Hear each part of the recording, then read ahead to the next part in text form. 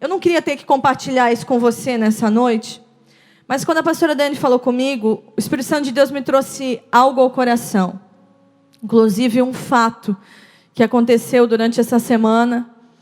Nós estávamos, algumas meninas do meu GC, os esposos estão no GC do meu esposo, e na quinta noite estávamos sem fazer nada, e dissemos, vamos tomar um açaí.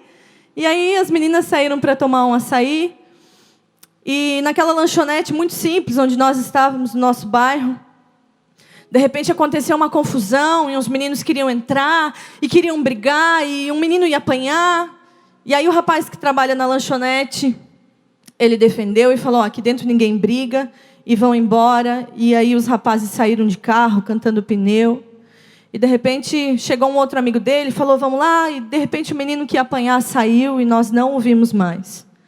Um pouco depois, antes mesmo de sairmos da lanchonete, nós recebemos a notícia de que um pouquinho para frente, a polícia tinha passado e a gente não sabia o que estava acontecendo, mas alguns metros acima do lugar onde nós estávamos, aquele rapaz que veio cheio de coragem para defender o outro, havia sido espancado. Talvez você tenha ouvido essa notícia, aconteceu no Costa e Silva. E aquilo chocou o meu coração. Pode ser por N motivos, talvez as pessoas digam, ele já tinha passagem pela polícia, ele já talvez foi envolvido com drogas, e etc, e etc. Mas naquele momento mesmo, o nosso coração se encheu de compaixão, mas o Espírito Santo colocou algo no meu coração, e me fez lembrar daquilo que fala o Salmo 144, se você quiser abrir comigo, Salmo 144, 4, diz assim, o homem é semelhante a um sopro, e os seus dias são como a sombra que passa. Lá em Tiago 4, também vai dizer assim, Tiago 4,14. Quando não sabeis o que acontecerá amanhã, o que é a vossa vida? Certamente é um vapor que aparece por pouco tempo e logo ela se desvanece. Você já parou para pensar o que vai acontecer da sua vida daqui a pouco? Você já parou para pensar o que vai ser da sua vida amanhã? Você já parou para pensar? Naquele momento eu consegui refletir que é tudo tão rápido. A nossa vida é como um sopro, a palavra fala. É como uma neblina que de repente passou. Quem te garante que você acorda amanhã? Quem garante a você o que será do teu dia de amanhã? Mas a reflexão de hoje, ela vai além disso. Sabe por quê? Porque às vezes nós vivemos como se nós fôssemos viver muito sobre essa terra.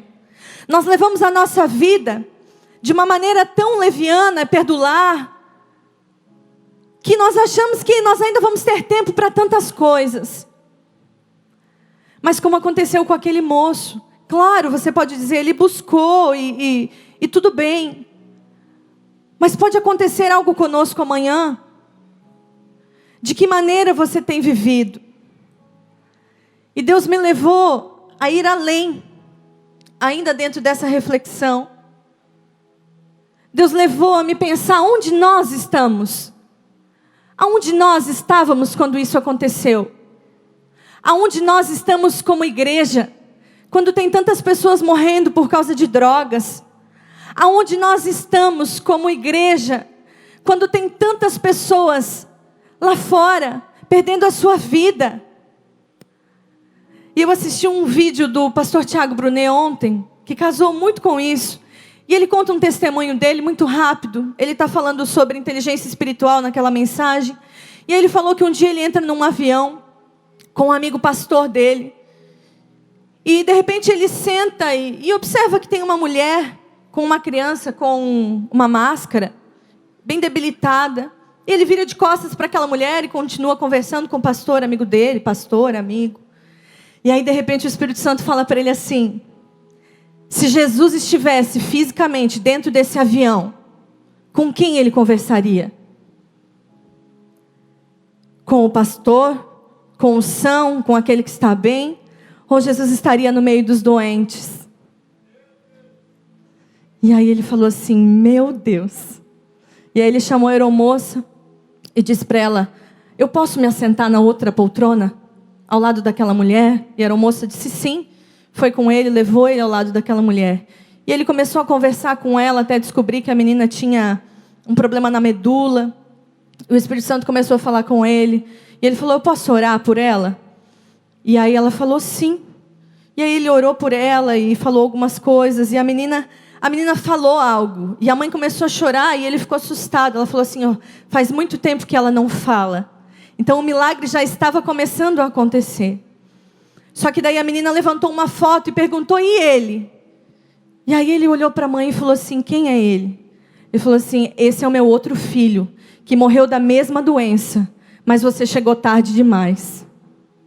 Não deu tempo de você me contar que existia um Jesus, que existia um Deus que podia fazer um milagre na vida do meu filho. Isso me levou, amados, a uma reflexão muito profunda. De que maneira nós temos vivido. De que maneira nós estamos passando por esse mundo. O que você tem feito por alguém. E aí nós vamos na Bíblia. Deus me deu uma passagem. A Bíblia fala de várias pessoas que marcaram a história. Mas eu queria fazer um link hoje com a vida de Esther. E eu queria que você abrisse lá comigo. A gente vai ler um pouquinho sobre a história de Esther. Talvez você já até conheça. O livro de Esther vai contar um pouquinho da história antes, quando a Esther é levada ao palácio, e um pouco depois. Mas por que Esther foi parar no palácio? Porque a rainha Vaste, que era a rainha naquela época, ela se negou a entrar na presença do rei, e ficou decretado, porque eles estavam num banquete, aquilo ficou muito feio para o rei. Então ele mandou a rainha embora.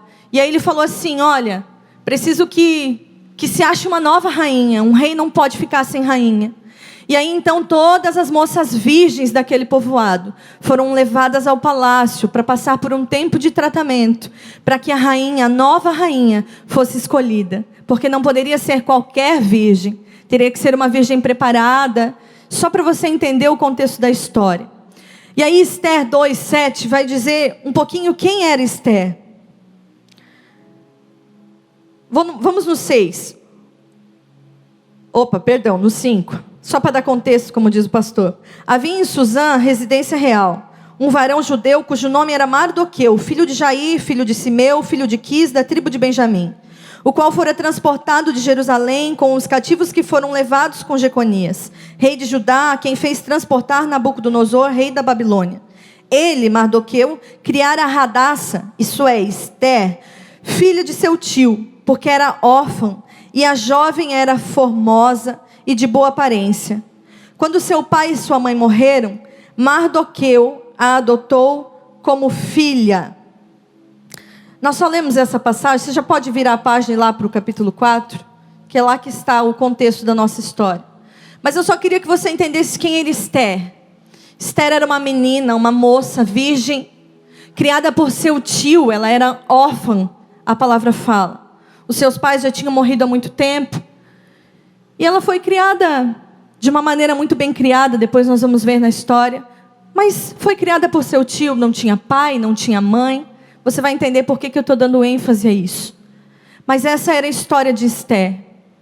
Depois de algum tempo, Esther está no palácio e ela é escolhida para ser rainha, porque ela era a representante de Deus naquele lugar. Esther tem todo um diferencial quando ela entra na presença do rei, então ela é escolhida como rainha. E Esther está lá muito bem e formosa. Agora não era mais a mocinha, virgem, sem pai, sem mãe, mas agora ela era a rainha Esther. Deus tinha preparado algo para ela. Ela deixou de ser apenas a moça de Suzã e passou a ser a rainha daquele povoado. O tempo passa e existe um homem chamado Amã. Para você entender um pouquinho da história, talvez você ainda não leu e não conhece.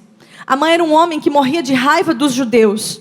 Ele tinha muita raiva, mas ele era um dos homens do rei. E o rei havia aclamado Amã, e por onde ele passava, todas as pessoas tinham que se prostrar. Mas Mardoqueu, um judeu, tio de Esther, era o único que não se prostrava diante dele, porque não concordava com aquilo. Ele cria que existia um Deus a quem nós nos prostraríamos, a quem ele se prostraria. E Amã começou a ficar com muita raiva daquele homem. E ele pede ao rei, ele faz algo bom ao rei, e o rei fala: Amã, toma o meu anel, faz o que você quiser com essa situação. E Amã então lança um decreto. Agora ele tinha o poder do rei na mão, ele tinha o anel do rei, tudo que ele dissesse carimbasse com o anel do rei, então estava dito. E ele levanta um decreto contra os judeus, um decreto que dali a tanto tempo iria matar todos os judeus daquela região, e aonde tivesse, iria extinguir o povo judeu da terra, de tanto ódio, de tanta raiva que aquele homem tinha daquele povo. E tudo parecia um bom plano, tudo parecia muito bem, mas o povo judeu era a menina dos olhos de Deus, e Deus já havia levantado um plano, quando colocou Esther no palácio. E aí eu queria ler com você o capítulo 4, que vai contar um pouquinho da história. Quando Mardoqueu então descobre o decreto e vai para frente do palácio com as suas vestes rasgadas, e Esther fica olhando aquela situação. No versículo 6 vai dizer assim: Saiu, pois, Ataque a ter com Mardoqueu na praça da cidade que estava diante da porta do rei. Ataque era um servo de Esther. E Mardoqueu declarou-lhe tudo o que acontecera e deu-lhe a notícia da prata que Amã dissera que pesaria para os tesouros do rei, a troco da destruição dos judeus. Entregou-lhe também a cópia do decreto do extermínio que fora dado em Suzã, a fim de mostrar a Esther para seu conhecimento, e encarregá-la que fosse perante o rei, a suplicar-lhe, a interceder diante dele por seu povo. Veio então Ataque e contou a Esther as palavras de Mardoqueu. Então Esther disse a Ataque as palavras de Mardoqueu.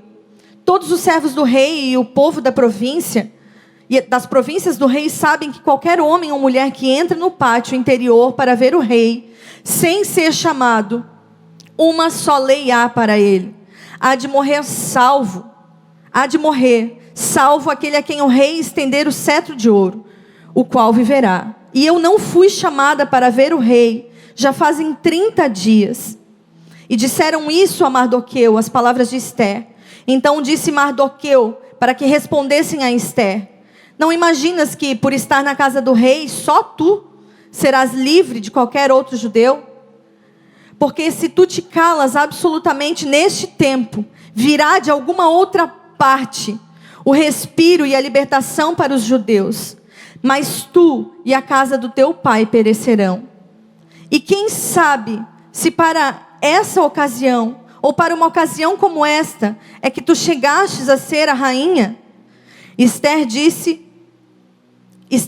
que respondessem então a Mardoqueu: Vai, ajunta todos os judeus que se achem em Suzã, jejuai e orai por mim, e não comais nem bebais por 3 dias e 3 noites. E eu também, minhas donzelas, jejuarei igualmente. E então irei ao encontro do rei, ainda que não seja conforme a lei. E se eu perecer, pereci. Então Mardoqueu foi e fez como tudo o que Esther havia lhe falado. Mardoqueu foi para a porta do palácio e foi chorar. E aí o servo de Esther vem e diz: Mardoqueu, o que aconteceu? E Mardoqueu conta toda a história para ele. Ele volta a Esther. Esther fala assim: mas como ele quer que eu vá diante do rei? Existe um decreto que ninguém pode entrar na presença do rei, nem a rainha, se não for convidado. Eu vou me arriscar. E aí Mardoqueu, eu creio que com muita sabedoria, traz uma mensagem que chacoalhou Esther. E disse para ela: filha, você já pensou que talvez você está nessa posição porque Deus te escolheu para esse tempo? Talvez você está nessa posição só para isso. Deus te colocou aí porque Ele é muito claro e confiante quando Ele diz: vai vir de alguma parte, vai vir. O livramento dos judeus viria. Mardoqueu tinha certeza, porque o povo judeu, como eu já falei antes, sempre foi a menina dos olhos de Deus. A palavra fala que Jesus veio para os judeus. Então, de alguma maneira, o povo ia ser livre daquele decreto. Mas Deus havia escolhido uma mulher. Deus havia escolhido Esther para aquele tempo, para aquela situação. E de repente, de uma maneira despertada por uma palavra de Mardoqueu, Esther poderia, amados, ter ficado acomodada. Ela poderia, porque agora ela era rainha, estava tudo muito bem. Morreriam-se todos lá fora. Mardoqueu até fez uma ameaça, falou: tu acha que tu está aí dentro, tu vai ficar livre? Mas ninguém no palácio sabia que ela era judia. O rei não sabia, ainda não sabia. Porque desde que ela chegou, Mardoqueu sempre indicou ela a dizer que ela era Esther e não mais Hadassa, que era o nome judia. Só que, despertada por uma palavra de um homem de Deus, um homem a quem ela confiava e dava crédito, ela falou: eu irei. Não importa se eu vou perecer, mas levanta um clamor em meu favor, que eu irei. Se este é o meu propósito, se Deus me chamou para isso, eu irei. Deus me fez lembrar de quantas mensagens nós já ouvimos sobre propósito. De quantos homens de Deus que estão sobre esse altar, como o pastor Tiago, pastora Daiane, pastor Eloy, já tem nos despertado para o nosso chamado, para o propósito de Deus nas nossas vidas. Eu contei a minha história, um pouquinho da minha história, na vez passada, quando os meninos não estavam, que eu trouxe uma mensagem. E eu venho de uma família cristã, de berço cristão, pai, avô, tio, sogro, todo mundo é pastor. Mas quando eu cheguei aqui, amados, a pastora Daiane me conhece de perto, tem acompanhado a minha vida, me discipulado. E graças a Deus, graças a ela eu tenho crescido. Mas eu cheguei aqui sem saber qual era o meu propósito. Sem saber que rumo eu deveria tomar, para onde eu deveria ir. E eu cresci na igreja. Eu cresci na igreja, ouvindo o Evangelho, ouvindo de Jesus, ouvindo de Deus. Mas eu cheguei aqui totalmente perdida, sem querer fazer nada. E foi muito tempo ouvindo essas mensagens e descobrindo que Deus tinha um propósito para a minha vida, um chamado. E é por isso que hoje eu estou aqui. Claro, 100%, tudo muito lindo e nítido eu não tenho ainda. Mas Deus tem me mostrado, por causa da vida desses homens de Deus que falam as nossas vidas. E eu tenho certeza que você pode ficar ainda sentado aí. Eu tenho certeza que você pode ficar da mesma maneira como você está. E que talvez muitas vezes está muito cômodo, muito mais confortável, como era a situação de Esther dentro do palácio. Mas olhando para aquilo e olhando e entendendo qual era o propósito dela, Esther resolve se levantar daquele lugar e dizer assim: eu irei. Por uma nação eu irei. Esther não foi por um, amados. Esther foi por uma nação, por uma geração. Aliás, por gerações. Não era apenas por uma pessoa, não era por Mardoqueu. Esther se levantou por gerações. E sabe o que acontece para frente? Eu não vou ler, porque nós nos estendemos muito se eu for ler toda a história. Mas você que conhece, sabe que Esther jejua por 3 dias, por 3 noites, suas servas com ela, todo o povo judeu. E quando Esther entra na presença do rei, talvez com muito medo, talvez as pernas dela debaixo do vestido tremiam muito, como as minhas ficaram hoje. Eu estava sentada ali, meu marido dizia assim: amor, respira. Pelo peso da responsabilidade que é estar aqui. Mas eu entendo que isso é um propósito de Deus. E Esther estava vivendo a mesma situação. Ela falou: agora é a hora. Ou eu vou, e mesmo que eu pereça, eu marco a história, dizendo que eu fui. Ou eu fico acovardada no meu lugar, e todos os judeus morrem, e eu vou viver. E eu vou olhar para essa tragédia e vou dizer: eu poderia ter feito alguma coisa e eu não fiz. Mas Esther se levanta e vai, mesmo com medo. E eu costumo sempre dizer que, amados, a coragem não é você ir sem o medo, não é a ausência de medo, mas a coragem é você ir mesmo com medo.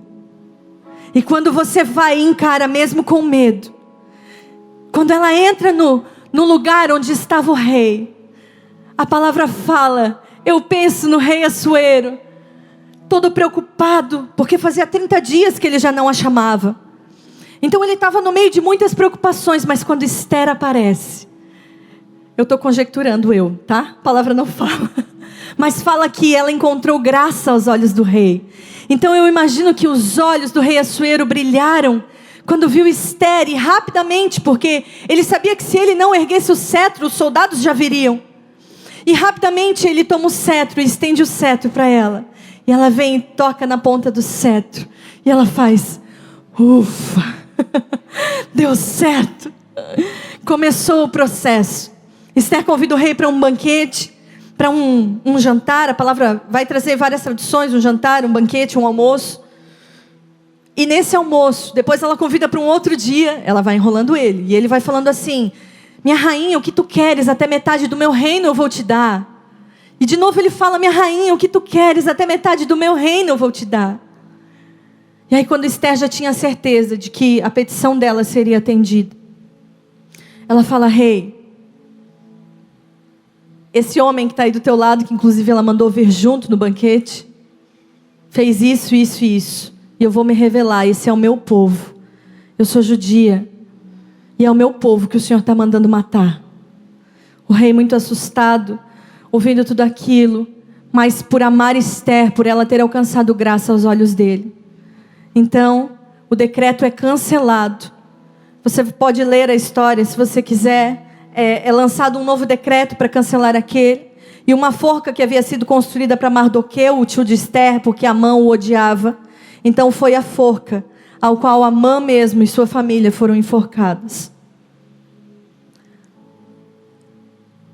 E aí mostra que Deus fez por causa de um homem que foi Mardoqueu e de uma mulher que foi Esther. Eu nunca tinha ouvido essa história por esse lado. Deus nunca tinha falado comigo especificamente sobre isso. Mas quando eu li aquele versículo que Mardoqueu fala para Esther, Esther, pense que talvez você está aí como rainha, só por esse tempo, por essa situação. E aí talvez, às vezes você não entende porque Deus te colocou em algum lugar, porque Deus te gerou nessa família, porque você está nesse trabalho, ou porque você está fazendo essa faculdade, e você às vezes fica se perguntando, meu Deus, o que eu estou fazendo aqui? O que eu estou fazendo neste lugar? Como eu escolhi essa profissão? Como eu vim parar aqui? Deus moveu uma moça para ser rainha, para salvar uma nação. E aí talvez você pense assim, Ana, mas como eu vou salvar uma nação? Talvez Deus não tenha uma nação para você, mas Deus tem uma vida. Talvez Deus te chamou para essa terra para um. Você já parou para pensar quem é esse um? E esse um pode salvar gerações. E esse um pode ganhar uma família. E esse um se multiplica. E se tornam gerações, se tornam multidões. Você já parou para pensar que talvez aquela pessoa que você ganhou para Jesus falou para os pais, que falou para os amigos, que falou, e filhos. Eu venho de uma geração de cristãos, de filhos de Deus, uma geração sacerdotal inclusive. Avô, isso começou no meu avô, os pais dele não eram cristãos. Ele conheceu Jesus com 10 anos, ele vivia muito sozinho na vida. Ele já tinha um padrasto, não tinha mais pai, já trabalhava, já se virava, e com 10 anos ele encontrou Jesus. Desde então nunca mais o largou. E ele deixou muitos frutos. Ele e o pastor Dalso, que ambos já são falecidos, falaram muito de Jesus nessa cidade. Eu não sei, mas talvez existam frutos dele por aí. Filhos na fé, que nem as meninas brincam aqui, netos e bisnetos. E eu vim dessa geração, porque um dia alguém falou de Jesus para o meu avô. Um dia alguém olhou para aquela criança que já fumava, que já tinha um monte de problemas com 10 anos. Olhou para ele e falou assim, eu tenho alguém que pode te ajudar. E o meu avô veio para Jesus. E olha, uma geração após ele. Eu já sou, após ele, a segunda geração. E eu creio que os filhos dos meus filhos ainda servirão ao Senhor. Eu creio nessa promessa. Mas você pode ser autor dessa promessa na vida de alguém. Sabe, amados, às vezes nós estamos caminhando por essa terra, pensando apenas no dia de amanhã. O que eu vou comer amanhã? O que eu vou fazer amanhã? Amanhã é domingo, a gente vai dormir. Glória a Deus por isso. Mas é só isso. Às vezes saímos de casa na segunda-feira e dizemos assim: é mais um dia de trabalho. Mais um dia de trabalho. Sendo que você poderia sair de casa dizendo assim: eu faço isso muitas vezes, amados. Eu brinco que é pouco o caminho de casa para a empresa, são só 4 quilômetros. Mas na sexta-feira Deus me levou a orar de uma maneira muito forte, depois desse acontecido na quinta-feira. E eu falei: Senhor, quem Tu queres? Quem Tu queres que eu abrace hoje? A quem Tu queres que eu dê um sorriso? Quem Tu queres que eu alcance? Senhor, quais são os planos de hoje? Quais são os propósitos de hoje? Quem eu devo alcançar? Sabe, amados, existem grandes nomes que marcaram a história. A Bíblia vai trazer grandes nomes, grandes pessoas. Mas a gente tem aí Martin Luther King, Martim Lutero e tantos outros. Spurgeon, que a pastora falou aqui no domingo, nos presenteou com um livro da Escola de Crescimento. Tantos outros homens com grandes nomes que marcaram a história. E você? Quem sabe quem você é? Se você morresse hoje, o que diriam de você no seu velório? Quantas pessoas teriam sido alcançadas pela tua palavra, pelo teu abraço, pelo teu amor? Só que talvez você olhe para a história desses homens e diga assim: mas eu nunca vou chegar lá, Ana. Você está me pedindo demais. Sabe o que esses homens fizeram? Nem Martim Lutero, nem Martin Luther King tinham a ideia de algo grandioso. Quando eles começaram, eles tinham apenas um alvo. Eles tinham algo que ardia no coração deles. E eles disseram assim: nós vamos nos levantar e nós iremos. O que vai acontecer para frente nós não sabemos. Mas nós vamos lutar por uma causa. Seja ela justiça, seja ela inclusão racial, seja ela o que foi que todos esses homens, uma luta religiosa. Seja o que foi a causa deles. Mas quando eles se dispuseram a ir, quando eles se levantaram, eu não tenho dúvida que quem fez tudo na vida deles foi o Senhor. O problema, amados, é que nós deixamos o comodismo tomar conta das nossas vidas. Está tudo muito bem, estamos no palácio, estamos vivendo uma vida muito boa. E não olhamos para aqueles que estão ao nosso redor. Procuramos não entender. Às vezes até ouvimos Deus sussurrando coisas do nosso propósito, do nosso chamado. Mas a gente prefere ignorar. Ou talvez até existe uma outra desculpa. Bem legal, eu já ouvi essa. As pessoas dizem assim: mas eu ainda não descobri qual é o meu propósito. Eu não descobri qual é o meu chamado. Eu vou te contar um. Indo, fazei discípulos. É um chamado para todos. E quando nós aprendemos essa palavra no original, isso me fez voltar à história desses homens. Que não apenas foram, mas estavam indo no caminho. E de repente olharam para a situação e disseram assim: eu estou inconformado com este mundo. Eu estou inconformado com essa situação. Eu posso fazer algo.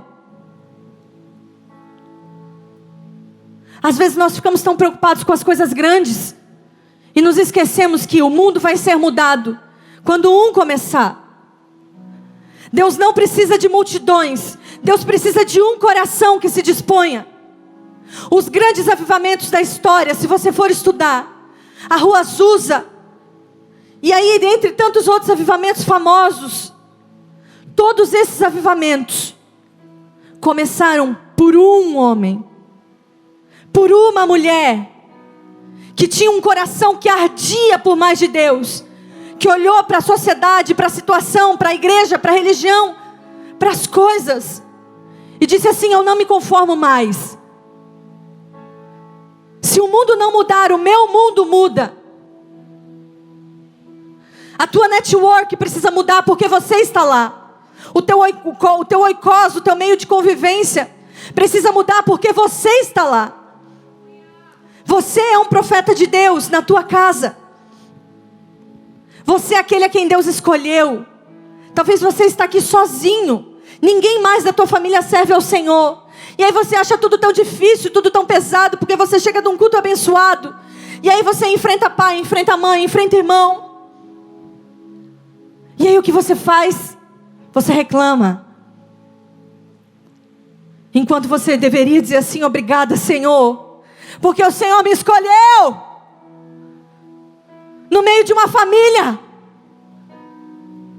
Eu sou o primeiro de muitos.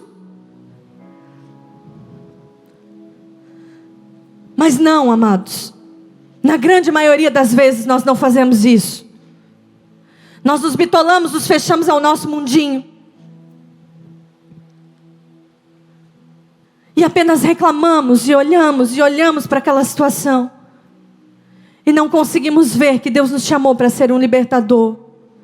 Assim como Moisés. Você conhece a história de Moisés?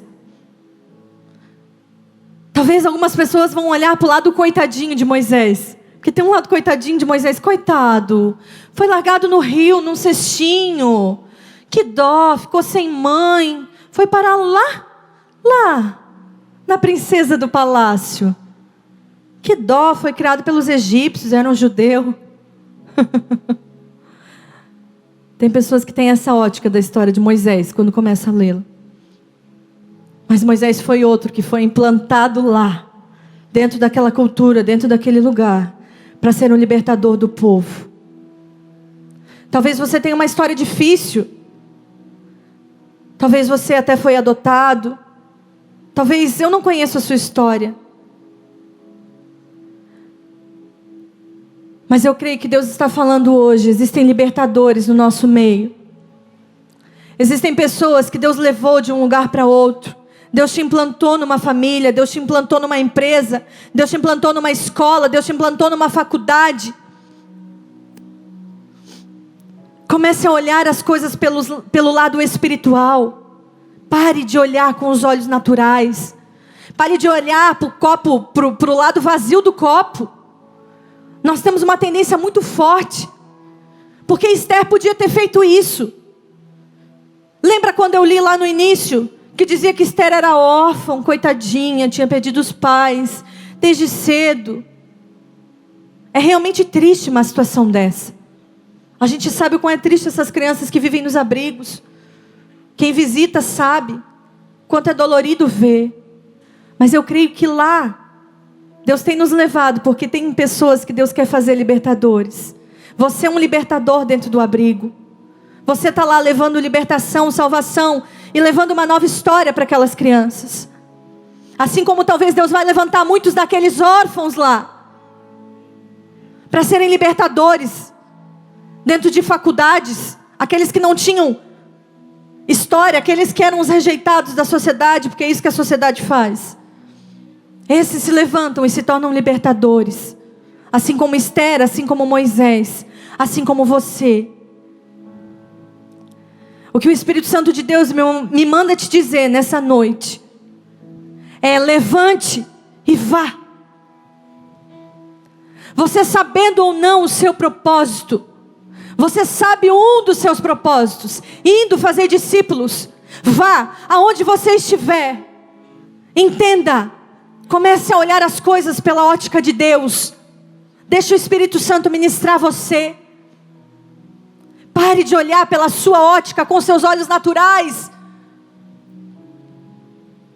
Ou às vezes você recebe uma palavra, uma promessa, que Deus tem um propósito grande na sua vida. E aí você fica olhando para o grande, lá. Mas você não faz o pequeno, não olha para o lado, não olha para frente. Existe um caminhar até chegar lá.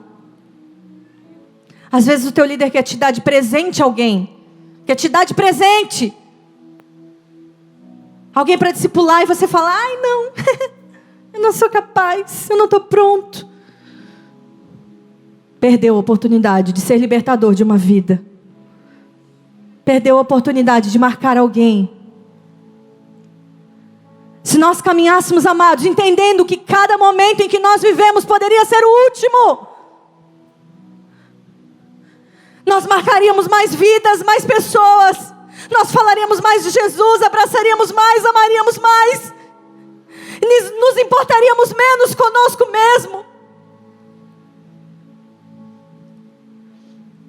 Mas não. Nós achamos que a nossa vida é tão duradoura. Deixa eu te contar mais uma vez uma verdade. A palavra de Deus fala que a sua vida é como um sopro. Amanhã pode não haver mais. E aí você perdeu oportunidades. A história do pastor Tiago Brunet me fez refletir sobre isso. Quantas oportunidades nós perdemos. Quantas pessoas se suicidam. Quantos amigos seus de faculdade estão envolvidos com drogas. Porque você é um agente 007. Quantos da sua família, quantos vizinhos, quantas pessoas você já poderia ter tocado com a tua vida. Quantas oportunidades como igreja nós temos perdido. E igreja, quando eu falo, esqueça as quatro paredes. Igreja somos eu e você. Somos nós. Não estamos falando desse ambiente aqui. Quantas oportunidades nós perdemos como igreja do Senhor. E a morte daquele menino me fez chorar no outro dia. Dizer, Senhor, eu vi aquele moço passando ali na minha frente. E eu não pude fazer nada.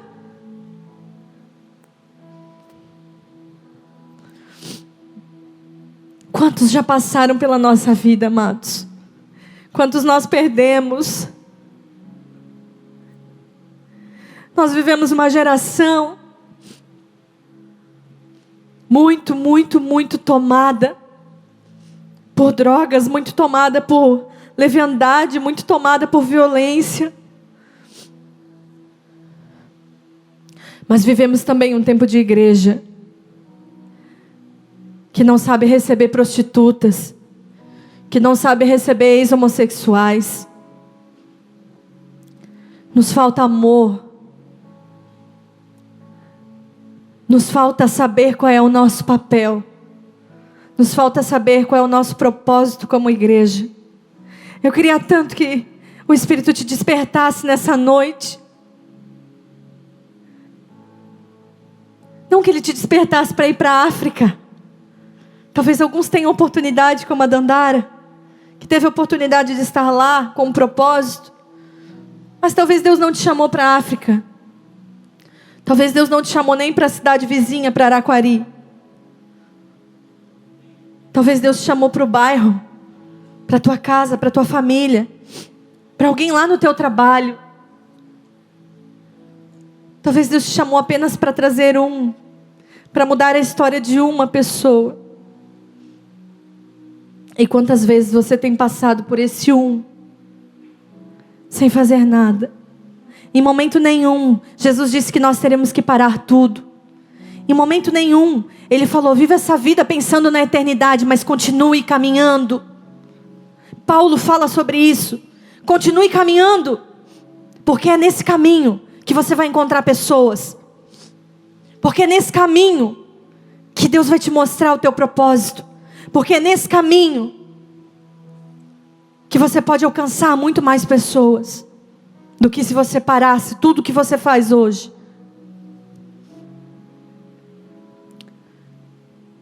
Que cada dia você possa caminhar pensando, hoje pode ser o último. Eu vou viver de uma maneira intensa. Eu vou descobrir o que o Pai deseja hoje. Porque se Ele me levar hoje, alguém foi tocado pelo amor de Deus. Alguém foi tocado pelo abraço do Senhor. Alguém foi tocado por palavras que vieram de Deus.